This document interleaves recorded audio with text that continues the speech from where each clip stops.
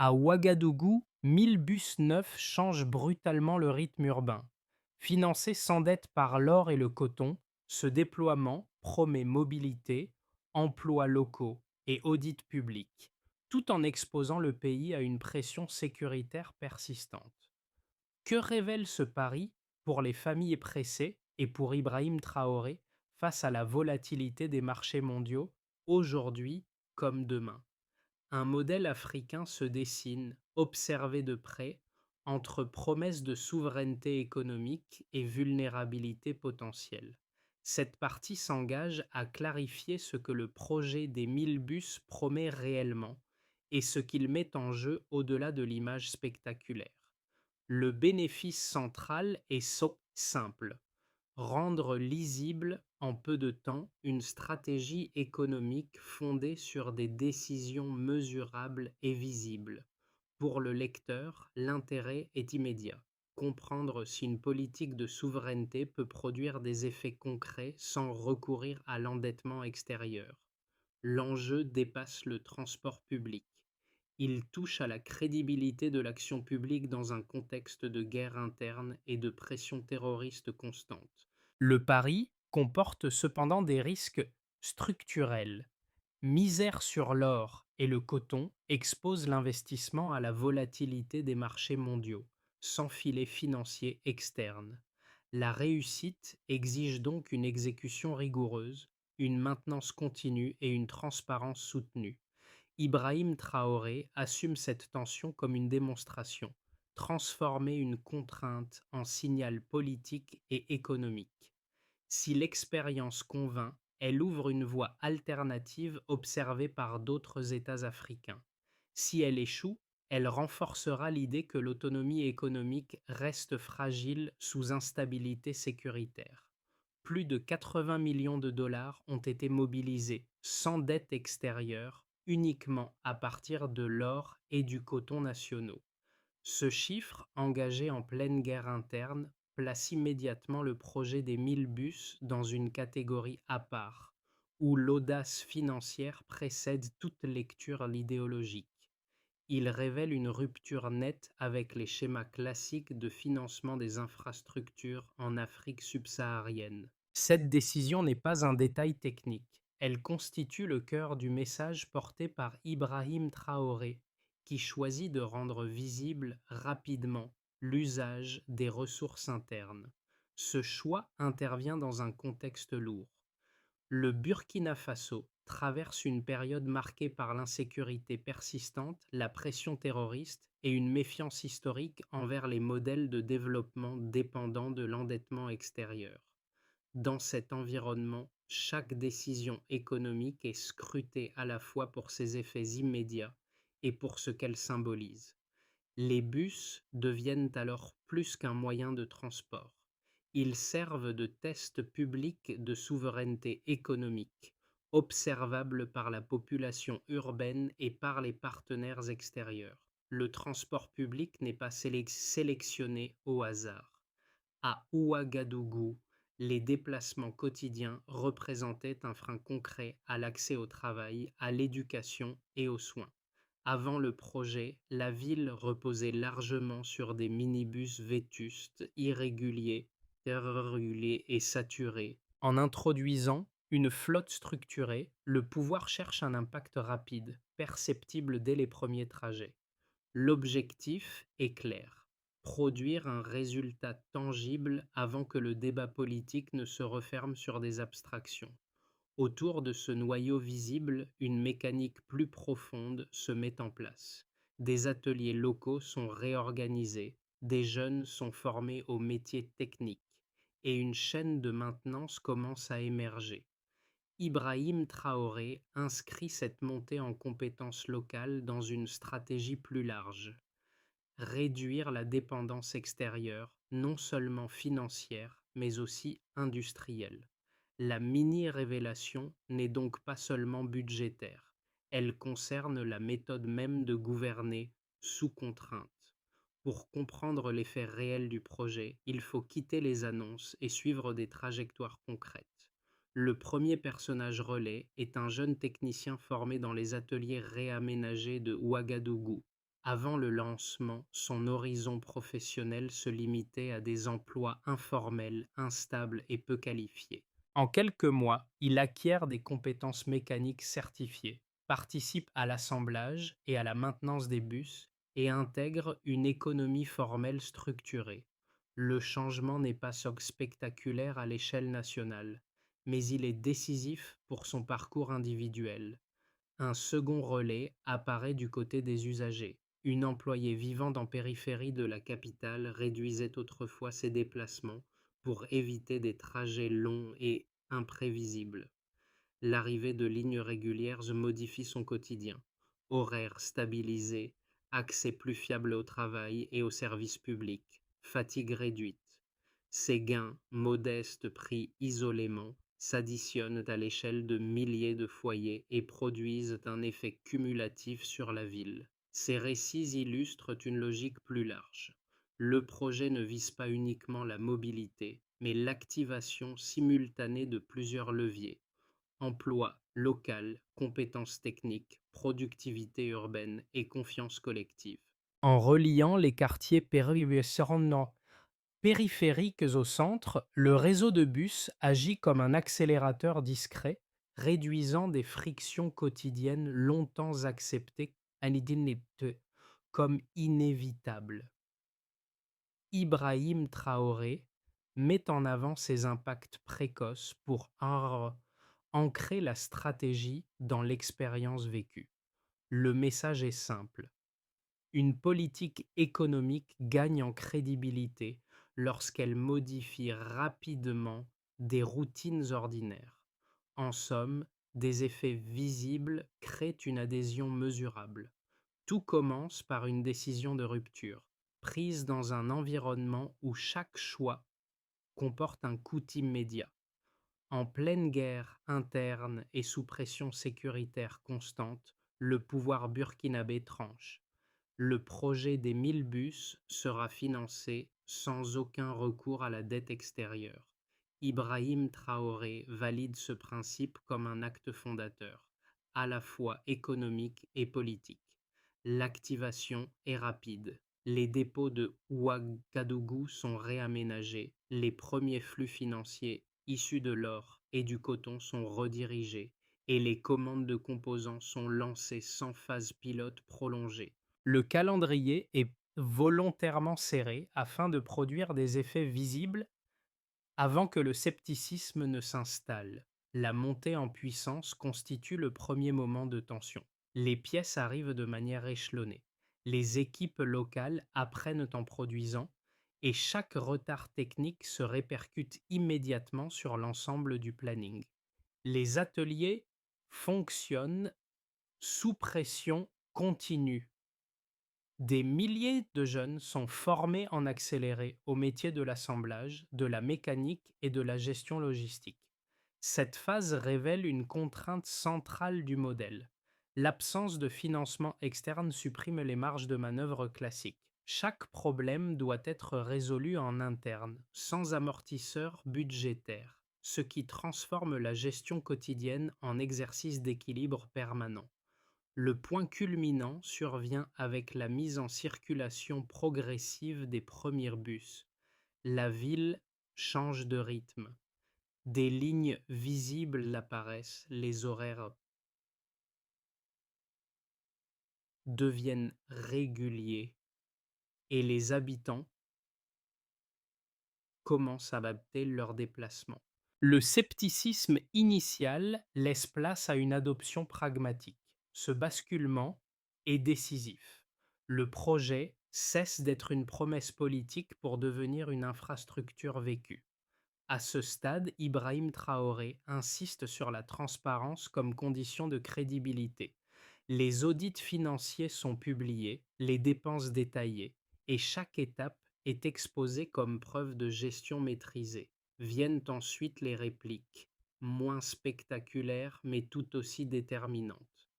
L'exploitation quotidienne révèle de nouveaux défis: maintenance continue, disponibilité des pièces, formation des conducteurs, gestion des flux aux heures de pointe. Chaque bus immobilisé devient un signal négatif potentiel, visible pour les usagers. Pour y répondre, une industrie locale de maintenance commence à se structurer, réduisant progressivement la dépendance aux importations. Cette phase marque un glissement stratégique. Le projet ne repose plus seulement sur l'investissement initial, mais sur la capacité à durer. Parallèlement, les effets systémiques émergent. Les quartiers périphériques gagnent en accessibilité, les temps de trajet diminuent sur certains axes et la productivité urbaine s'améliore. De nouveaux emplois apparaissent au-delà du transport lui-même, dans la logistique et les services associés. Ces résultats renforcent le discours officiel. La souveraineté économique peut produire des bénéfices rapides si elle est ciblée et visible. Toutefois, cette lecture positive reste conditionnelle. La dépendance aux revenus de l'or et du coton demeure, et chaque fluctuation des marchés mondiaux plane comme une menace silencieuse sur l'ensemble du dispositif. Avant le projet, le transport urbain de Ouagadougou reposait sur une offre fragmentée, irrégulière et largement informelle. Après le déploiement progressif des 1000 bus, un premier delta s'impose. Les les temps de trajet moyens ont diminué d'environ 30% sur les axes les plus fréquentés. Cette baisse ne relève pas seulement du confort individuel. Elle se traduit par un accès plus régulier au travail, à l'école et aux services de santé pour des milliers de foyers urbains, réduisant des frictions quotidiennes longtemps tolérées. Le second indicateur clé concerne le financement.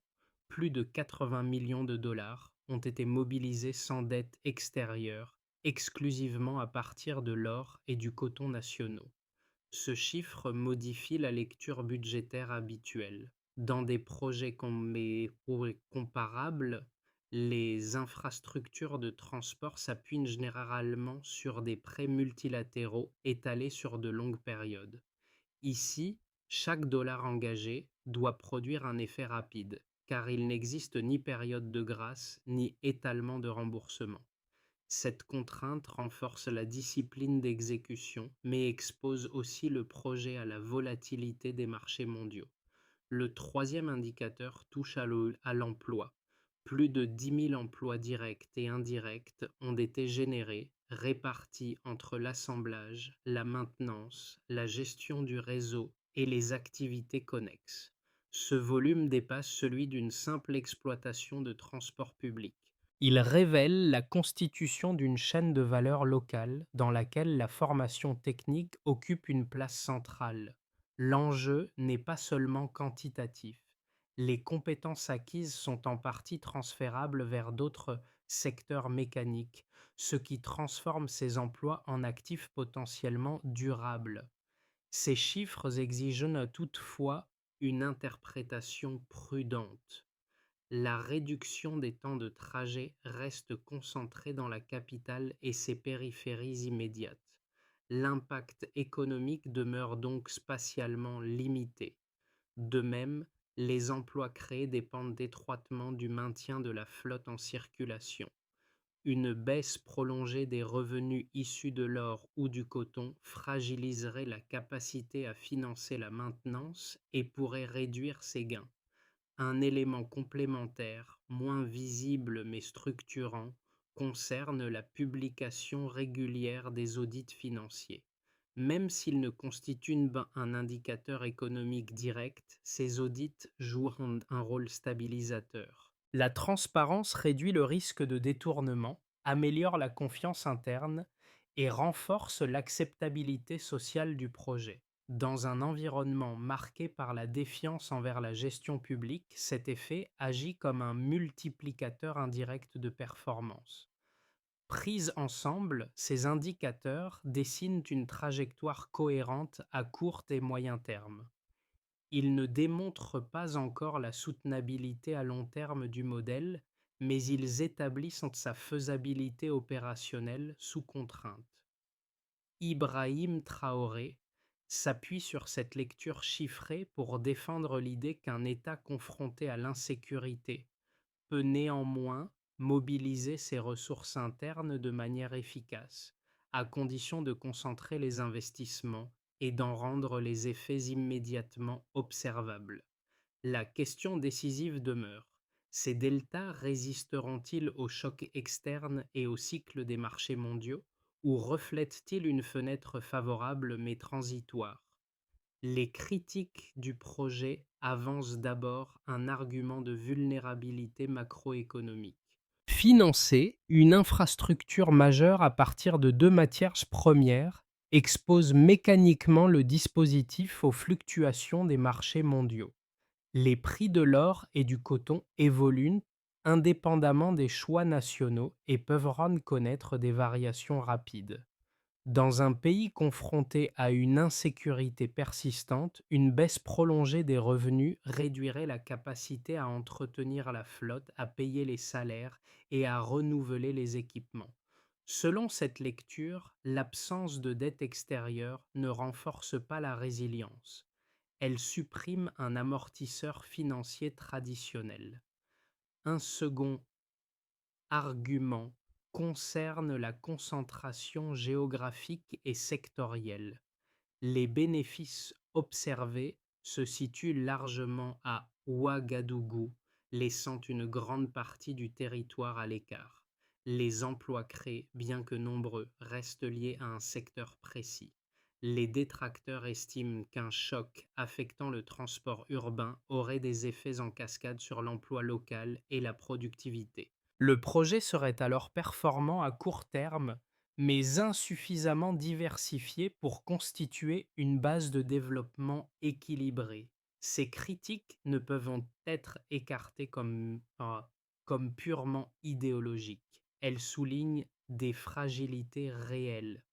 Toutefois, les éléments observables apportent une réponse partielle. La dépendance aux matières premières est assumée comme un levier stratégique plutôt qu'un angle mort. En publiant régulièrement des audits et en rendant visibles les flux financiers, le projet limite les risques de mauvaise allocation, même en période de tension. La transparence ne supprime pas la volatilité, mais elle en réduit les effets politiques et sociaux. Sur le plan sectoriel, les données montrent que la chaîne de valeur dépasse le simple transport. La formation technique, la maintenance locale et l'organisation des ateliers produisent des compétences transférables vers d'autres industries mécaniques. L'investissement ne se limite donc pas à des actifs roulants. Il contribue à la constitution d'un capital humain réutilisable, ce qui atténue, sans l'annuler, le risque de concentration. Enfin, l'argument géographique évolue avec le temps. Le choix de commencer par la capitale répond à une logique d'impact rapide et mesurable. Il s'agit d'une phase test, non d'un aboutissement. Ibrahim Traoré présente cette étape comme une expérimentation encadrée, destinée à produire des preuves avant toute adaptation. Le débat reste ouvert, mais il s'appuie désormais sur des faits observables plutôt que sur des hypothèses abstraites. À ce stade, le projet change de nature. Il ne s'agit plus seulement de compter des véhicules en circulation ou de mesurer des temps de trajet, mais d'évaluer une méthode de gouvernance sous contrainte. Ce qui se révèle, c'est la capacité de l'État à coordonner financement interne, production locale, exploitation quotidienne et contrôle public sans appui extérieur classique. La réussite partielle observée déplace le débat. L'infrastructure devient un révélateur d'organisation économique. Le véritable basculement intervient lorsque la maintenance commence à être assurée majoritairement par des équipes locales. Ce détail, souvent relégué à l'arrière-plan, modifie l'équation du risque. Tant que l'entretien dépend de fournisseurs externes, chaque panne menace l'ensemble du système. En internalisant progressivement ses compétences, le projet réduit son exposition opérationnelle, même si la contrainte financière demeure entière. Ibrahim Traoré s'appuie sur cette évolution pour reformuler la question centrale. Il ne s'agit plus seulement de savoir s'il est possible de financer sans dette, mais de déterminer si l'apprentissage institutionnel est assez rapide pour durer sans dépendance. La souveraineté économique apparaît alors comme un processus continu, fait d'ajustements, plutôt que comme un état final proclamé. Cette révélation médiane éclaire aussi les limites. La méthode fonctionne tant que la coordination reste étroite et la transparence maintenue. Un relâchement sur l'un de ces fronts fragiliserait l'ensemble. Le projet entre ainsi dans une phase décisive où chaque détail compte davantage que l'annonce initiale.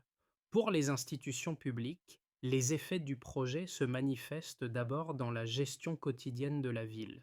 La régularité des lignes et la visibilité des horaires facilitent la planification urbaine et réduisent la dépendance à des systèmes informels difficiles à contrôler. La baisse d'environ 30% des temps de trajet sur certains axes améliore l'accès aux écoles, aux centres de santé et aux administrations. Cette amélioration n'est pas seulement logistique, elle renforce la crédibilité de l'action publique dans un contexte où la confiance institutionnelle a été durablement fragilisée. Pour Ibrahim Traoré, ces résultats servent d'arguments tangibles pour démontrer que des décisions budgétaires ciblées peuvent produire des effets observables rapidement.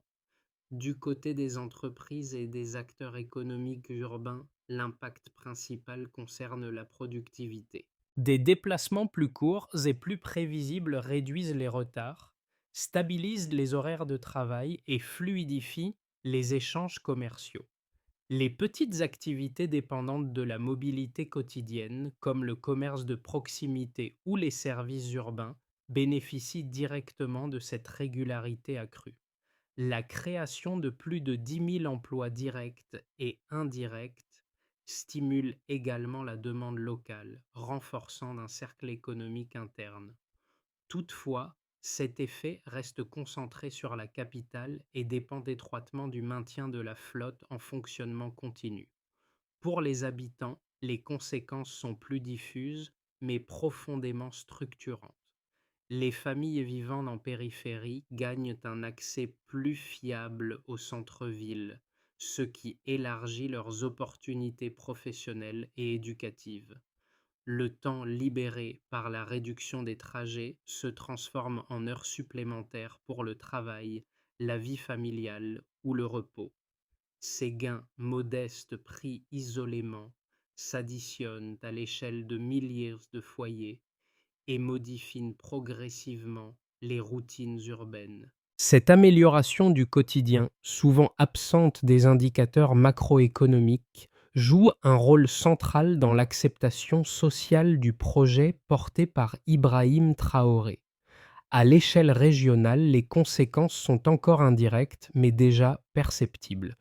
Le projet attire l'attention d'autres pays confrontés à des dilemmes similaires entre souveraineté économique et contraintes budgétaires. Il n'est pas perçu comme un modèle prêt à l'emploi, mais comme une expérience à observer. Les partenaires et voisins suivent de près la capacité du Burkina Faso à maintenir la flotte, à financer l'entretien et à absorber les chocs liés à la volatilité de l'or et du coton. Dans ce cadre, l'initiative fonctionne comme un laboratoire à ciel ouvert, où chaque succès, comme chaque difficulté, nourrit un débat plus large. Ces effets dessinent une mosaïque de conséquences positives mais conditionnelles. Elles varient selon les acteurs, les territoires et la durée d'observation. Ibrahim Traoré relie explicitement ces résultats à une vision politique plus large, tout en reconnaissant leur fragilité. La question centrale n'est donc pas de savoir si le projet fonctionne aujourd'hui, mais pour qui, jusqu'où et à quelles conditions il peut continuer à produire ses effets. Le scénario de base repose sur une stabilisation prudente. Dans cette trajectoire, la flotte existante est maintenue en fonctionnement sans extension majeure. Les revenus issus de l'or et du coton demeurent suffisants pour couvrir la maintenance courante, tandis que les recettes liées à l'exploitation contribuent partiellement aux coûts opérationnels. La priorité est donnée à la fiabilité plutôt qu'à la croissance. Cette option ne transforme pas l'économie nationale, mais elle consolide l'expérience comme preuve de faisabilité sous contrainte. La valeur du projet tient alors à sa continuité et à sa capacité à éviter les ruptures visibles qui entameraient la confiance des usagers. Le scénario optimiste suppose une conjoncture plus favorable. Les prix des matières premières se maintiennent à des niveaux soutenables, la pression sécuritaire ne s'aggrave pas et la coordination administrative reste efficace. Dans ce contexte, une extension progressive vers d'autres villes devient envisageable. De nouveaux ateliers sont ouverts, les programmes de formation s'élargissent et la chaîne de maintenance gagne en autonomie. L'effet dépasse alors Ouagadougou pour devenir un levier de politique industrielle plus large. Cette trajectoire renforcerait la crédibilité internationale de la démarche et ouvrirait la voie à des partenariats choisis, sans renoncer au principe de financement interne défendu par Ibrahim Traoré. Le scénario de tension met en lumière les fragilités du modèle. Une baisse brutale des revenus liés à l'or ou au coton, combinée à une dégradation sécuritaire, réduirait la capacité à financer l'entretien et le renouvellement des bus. Des immobilisations prolongées affecteraient la régularité des lignes, puis la confiance des usagers. À mesure que les effets négatifs s'accumuleraient, le débat sur un recours à des financements externes referait surface, non comme choix idéologique, mais comme réponse à une urgence opérationnelle. Le projet risquerait alors de perdre sa fonction de démonstration. Face à ces trajectoires contrastées, une recommandation de méthode s'impose. Plutôt que de parier sur un scénario unique, la stratégie la plus robuste consiste à préserver la flexibilité. Cela implique d'ajuster le rythme d'expansion, de renforcer progressivement la diversification des revenus internes et de maintenir la transparence comme outil de stabilisation. Cette approche conditionnelle accepte l'incertitude sans figer l'avenir dans une promesse ou une crainte excessive. Ces scénarios ne prédisent pas un destin. Ils dessinent un champ de possibles destiné à guider des décisions adaptatives au cours des prochains mois. Pour les travailleurs urbains, le premier changement concerne la gestion du temps. Des trajets plus courts et plus prévisibles réduisent l'incertitude quotidienne liée au déplacement. Cette stabilité améliore la ponctualité, limite la fatigue accumulée et facilite l'organisation entre travail et vie familiale. L'effet est discret, mais il agit chaque jour, créant une forme de sécurité fonctionnelle dans un environnement marqué par l'instabilité sécuritaire et économique. Chez les jeunes en formation, l'impact est plus structurant encore. L'accès aux ateliers d'assemblage et de maintenance offre des compétences techniques concrètes, immédiatement mobilisables. Ces savoir-faire dépassent le cadre du transport public et peuvent être transférés vers d'autres secteurs mécaniques ou industriels. Pour une génération souvent confrontée au chômage ou à l'informalité, cette expérience représente une insertion durable plutôt qu'une opportunité ponctuelle. Ibrahim Traoré met en avant cette dimension comme un investissement dans le capital humain au-delà de l'infrastructure elle-même. Pour les familles vivant en périphérie de Ouagadougou, le changement se mesure en possibilités nouvelles. L'amélioration de l'accès aux écoles, aux soins et au marché élargit le champ des choix quotidiens. Les décisions ne sont plus dictées uniquement par la distance ou l'imprévisibilité des transports. Cette ouverture progressive réduit certaines inégalités urbaines, même si elle ne les efface pas entièrement. Enfin, pour les citoyens observateurs, le projet agit comme un repère symbolique. Voir une infrastructure fonctionner sans financement extérieur visible modifie la perception de ce que l'action publique peut accomplir. Cette dimension psychologique ne remplace pas les indicateurs économiques, mais elle influence l'adhésion collective. Ibrahim Traoré s'appuie sur cet effet pour relier politique économique et expérience vécue, en ancrant le débat dans le quotidien plutôt que dans les abstractions. La première étape consiste à verrouiller la transparence financière comme norme permanente. La publication régulière des audits doit devenir un mécanisme routinier, fondé sur des indicateurs simples et compréhensibles pour le public. Cette clarté réduit les soupçons, stabilise l'adhésion sociale et limite les marges d'erreur dans un contexte de ressources contraintes. Sans ce socle, toute extension fragiliserait la confiance acquise et exposerait le projet à des contestations rapides. La deuxième étape vise à professionnaliser durablement les compétences locales. Les formations initiales doivent être complétées par des programmes continus pour les conducteurs, les mécaniciens et les gestionnaires du réseau. L'objectif n'est pas seulement de maintenir les bus en circulation, mais de constituer une expertise nationale capable d'anticiper les pannes et d'optimiser les coûts. Cette montée en compétences conditionne la réduction progressive de la dépendance technique extérieure. Troisièmement, il devient nécessaire de diversifier les flux de financement interne. Sans renier le rôle central de l'or et du coton, l'État peut explorer des revenus complémentaires liés à l'exploitation du réseau, à la publicité ou à des services associés. Cette diversification n'élimine pas le risque, mais elle amortit les chocs liés au cycle des matières premières et renforce la résilience budgétaire. La quatrième étape concerne une extension territoriale prudente.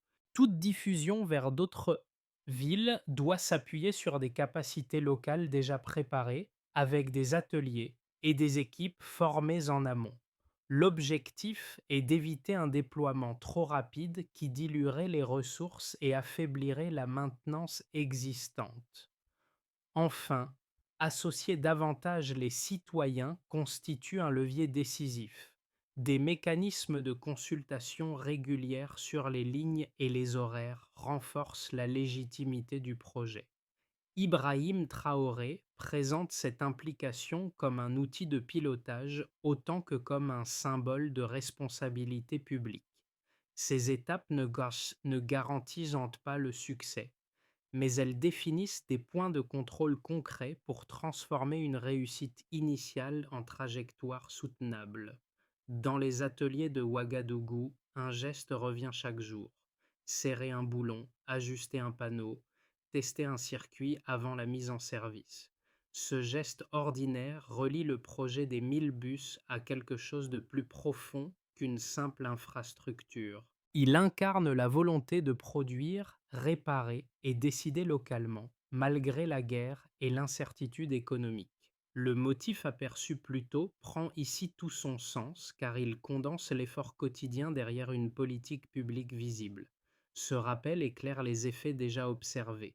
Des compétences acquises, une mobilité retrouvée, une confiance partiellement restaurée. Rien de spectaculaire pris isolément, mais une accumulation de transformations concrètes.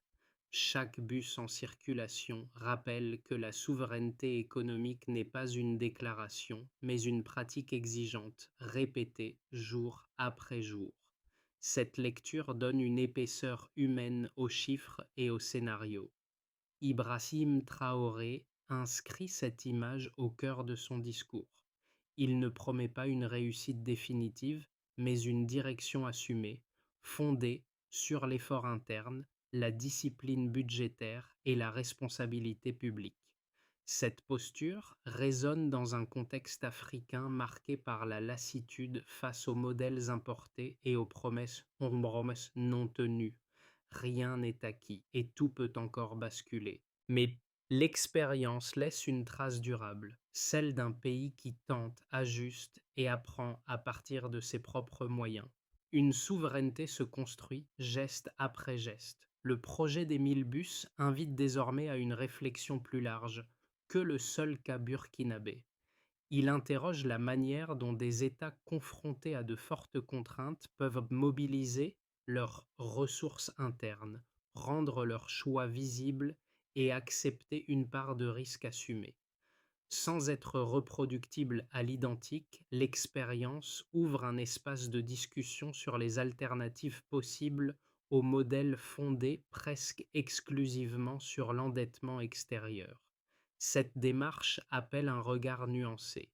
Elle montre que des marges de manœuvre existent, mais qu'elles exigent discipline, transparence et constance dans l'exécution. Elle rappelle aussi que chaque choix économique comporte des arbitrages dont les effets se mesurent autant dans la vie quotidienne que dans les équilibres budgétaires. En ce sens, le débat ne porte pas seulement sur le succès ou l'échec d'un projet, mais sur la méthode employée pour gouverner sous incertitude. Ibrahim Traoré présente cette tentative comme un point de départ plutôt qu'une conclusion. Elle ne fournit pas de réponse définitive, mais alimente une conversation collective sur la souveraineté, la résilience et la responsabilité publique. À votre échelle, comment interprétez-vous cette expérience et quelles leçons méritent selon vous d'être discutées ou approfondies ensemble?